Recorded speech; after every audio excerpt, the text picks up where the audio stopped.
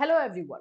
UP DElEd semester 1 end semester 3 का result तो आ चुका है, लेकिन ये भी चीजें देखने को मिल रही है कि बहुत सारे बच्चों को बैक लगा हुआ है। दो तरह के बैक होते हैं, एक होता है नॉर्मल बैक लगना और एक कहलाता है सेमेस्टर बैक। तो जो बच्चों को सेमेस्टर बैक लग गया है या जो भी बच्चे 1 से 2 सब्जेक्ट में फेल हैं, उनको आगे क्या करना होगा, किस तरह का आगे का प्रोसेस रहेगा वो भी बताया जाएगा। साथ ही साथ में एक वर्ड आप लोग बहुत सुन रहे हो, स्क्रूटनी, जिसमें आप लोग इसको ये भी बोल सकते हो कि अपना पेपर जो है रीचेक करवाना। इसका क्या प्रोसेस रहता है? क्या ऐसा है कि आपके मार्क्स अगर कम आए हैं और आप स्क्रूटनी कर देते हो, पेपर को रीचेक करने के लिए अप्लाई कर देते हो, तो क्या आपके मार्क्स कम हो जाएंगे? ऐसा भी कुछ नियम है। तो इन सभी रूल रेगुलेशन को जो है आपको बताया जाएगा कि क्या क्या चीजें जो है इसमें होती है, ताकि आप लोगों के मन में किसी भी तरह का कोई भी डाउट ना रहे। तो चलिए स्टार्ट करें। उससे पहले फ्रेंड्स, चैनल पर पहली बार विजिट कर रहे हो तो चैनल को सब्सक्राइब कर लेना, बेल आइकन को हिट कर देना। यूपी डीएलएड से रिलेटेड इंफॉर्मेशन, क्लासेस, नोट्स, ये सभी चीजें हमारे इस चैनल पर और हमारे ऑफिशियल ऐप कैटलिस्ट सोनी पर जो है आपको प्रोवाइड किए जाते हैं। सबसे पहले तो मैं आपको बता दूं कि यूपी डीएलएड का रिजल्ट तो आ चुका है, लेकिन अभी आप यहां पर आ सकते हो साइट पर, और कोई अपडेट यहां नहीं है, सिर्फ यूपी डीएलएड का रिजल्ट है। यहाँ पर आपको सिलेक्ट सेशन, ये सारी चीजें लिखी गई हैं जहां से आप रिजल्ट देख सकते हो। यही प्रोसेस है और कुछ आपको दिखाई नहीं दे रहा है। ठीक है, चलिए हम एक एक करके पहले तो जो न्यूज में इंफॉर्मेशन आई है उसको देखते हैं और फिर ये सारे टॉपिक्स हम आपके कवर करेंगे, जिसमें पहला टॉपिक है कि सेमेस्टर फेल क्या होता है। दूसरा है कि 1 से 2 सब्जेक्ट में जो भी बच्चे फेल हैं वो क्या करें, स्क्रूटनी फॉर्म कहाँ से मिलता है, क्या होता क्या है, वो सभी। उसके पहले हम न्यूज में आ जाते हैं। देखो, इस बार का ऐसा बताया जा रहा है कि जो डीएलएड का रिजल्ट रहा है उसमें सेमेस्टर में, प्रथम सेमेस्टर यानी कि सेमेस्टर 1 में जो है 60% बच्चे पास हुए हैं। सेमेस्टर 1 का रिजल्ट क्या बोल रहा है कि 60% ओनली बच्चे पास हुए हैं। 40% को बैक एंड सेमेस्टर बैक लगा है। भाई क्यों? ऐसा क्यों हुआ है? आखिर में यूपी डीएलएड में ऐसा क्या होता है कि इतने सारे बच्चों का बैक लगता है? क्योंकि जब आप सिलेबस देखोगे तो सिलेबस कुछ टफ है नहीं, सिलेबस तो नॉर्मल ही है, फिर बैक क्यों लगता है? बैक, अब रीजन अगर आप हमसे पूछोगे, हम लोग पढ़ा रहे हैं और बाकी सारी चीजें देख रहे हैं, बच्चों के साथ जो चीजें होती हैं वो हमारे साथ डिस्कस कर रहे हैं, उसके आधार पर अगर हम बात करें इवेल्युएशन प्रोसेस की वजह से, जो एग्जामिनेशन एक दिन में 3 3 पेपर का लिया जाता है, इसकी वजह से। इवन ऐसा तो स्कूल में भी नहीं होता है जो कि यूपी डीएलएड में होता है। ये एक रीजन जरूर है जिसकी वजह से इतने सारे बैक जो है लगते हैं। तो ये सेमेस्टर 1 का रिजल्ट ही हुआ है आप लोगों का 60% ओनली, और ये रिजल्ट आप लोगों का 2023 का आपको देखने को मिल रहा है। यहाँ पे देखो न्यूज में क्या बताया गया।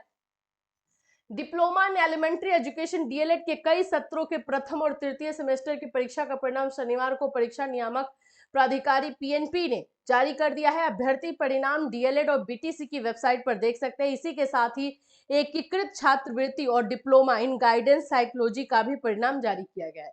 जो जो निकला है उसके बारे में बात की जा रही है।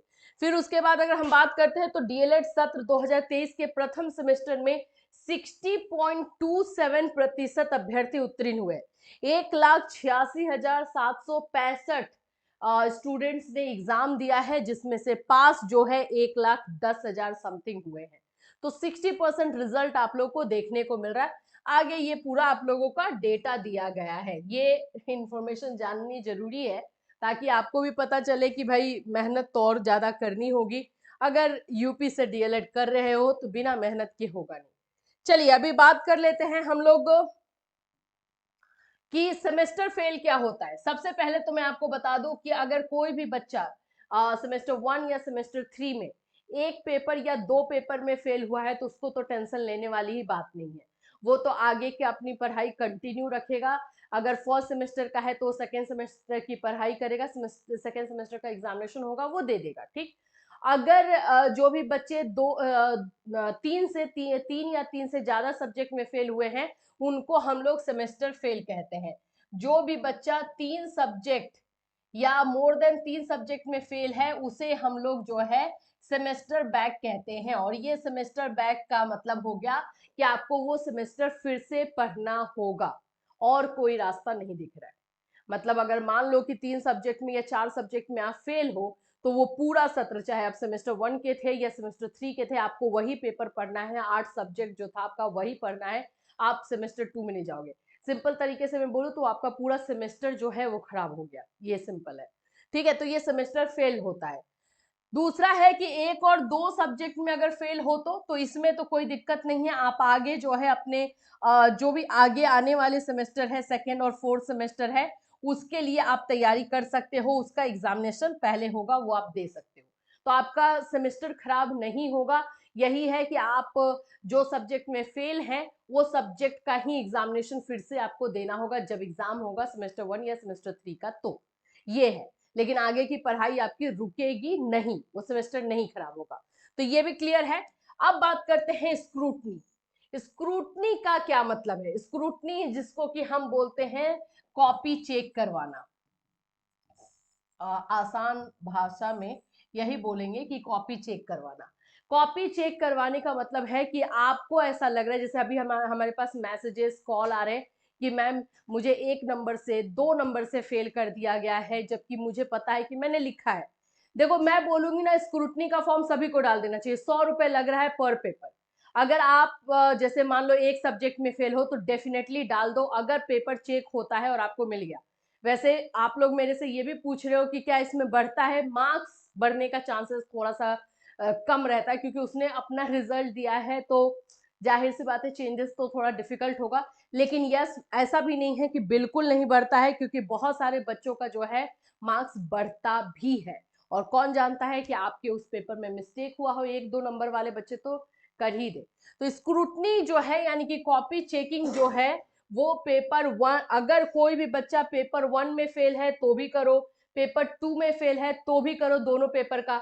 और जिनका सेमेस्टर बैक लगा है, यानी कि वो 3 या 4 सब्जेक्ट में फेल है, वो तो डेफिनेटली करो, क्योंकि हो सकता है कि आपका सेमेस्टर बच जाए, होगा ना भाई, फिर से वही सारे सब्जेक्ट आपको नहीं पढ़ने मिले, ये तो जरूरी है। और ये आपके जो है नेक्स्ट एग्जामिनेशन से पहले आपको रिजल्ट इसका मिल जाता है।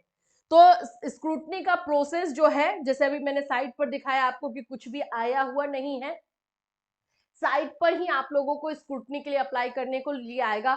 दूसरा है उसका एक फॉर्म मिलेगा, जिसका फॉर्म को आपको भरना है, उसमें आपको बैंक ड्राफ्ट बनाना होगा, वो आपको लगाना है, साथ साथ में अपना रिजल्ट का फोटो कॉपी लगाना है। और ये सारी की सारी चीजें जो है जाकर के अपने डाइट में, या फिर आप अपने कॉलेज के थ्रू भी करवा सकते हो, कॉलेज वाले भी आपको हेल्प कर सकते हैं, उनको देना है।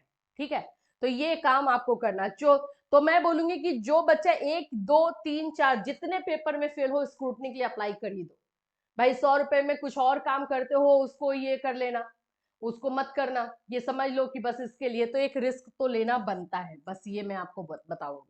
इससे रिलेटेड जैसे ही अपडेट आएगा कि फॉर्म कब से क्या हो रहा है, वो सारी चीजें हम आपको बताएंगे। ये भी है कि रिजल्ट आने के 30 दिन के अंदर ही अप्लाई करना होता है, ये रूल है, तो ये बहुत जल्दी आपको देखने को मिल जाएगा।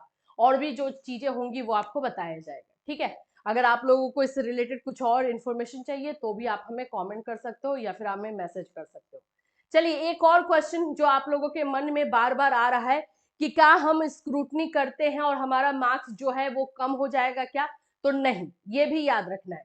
अगर मान लो कि आपका जो है 11 नंबर आया हुआ है, ठीक है, 11 नंबर है, और आपने स्क्रूटनी के लिए लगा दिया और इसमें 12 में पास है, 12 नंबर में पास है, तो अगर आप लोगों का मार्क्स नहीं बढ़ता है, या मान लो कि उसमें कम आ जाता है, उसको काउंटिंग करने में या कुछ में भी ये 10 आ जाता है, तो 10 नहीं किया जाएगा, आपका एज इट इज 11 ही रह जाएगा। ये भी चीज है, तो कम नहीं होता है स्क्रूटनी के दौरान, सिर्फ मार्क्स बढ़ता है, ये भी चीजें हैं, तो इसलिए करना चाहिए। और जिनका मार्क्स कम आया है और वो चाहते हैं उनका परसेंटेज अच्छा हो, परसेंटेज को बढ़ाना चाहते हैं, तो वो भी कर सकते हैं कि अगर बाय द वे बढ़ गया भाई 1-2 नंबर, तो क्या ही दिक्कत है, क्योंकि सभी कुछ जो है ह्यूमन मेड है, यानी कि इंसानों के द्वारा किया जा सकता है, किया जाता है, तो जाहिर सी बात है कि एरर पॉसिबल है, मिस्टेक हो सकता है, इसीलिए इसमें आपको अप्लाई करना चाहिए।